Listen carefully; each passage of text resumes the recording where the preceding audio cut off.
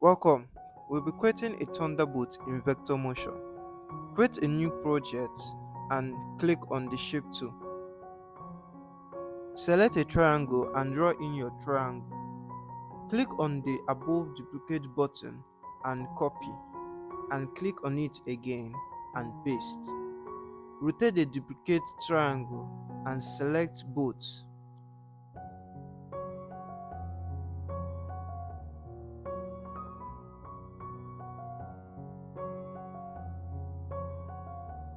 Open the style panel and scroll down.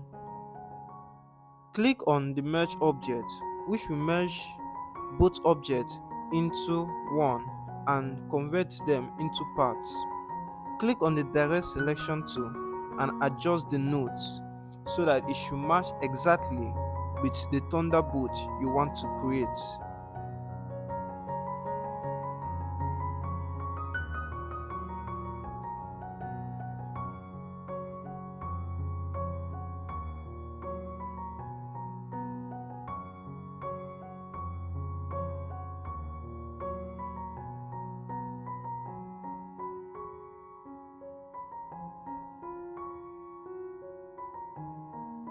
That is it.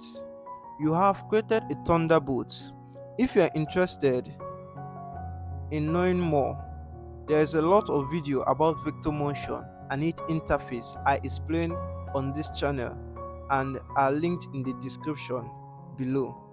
So, like and subscribe to this channel and comment if you have any difficulty or would like an advanced tutorial about it.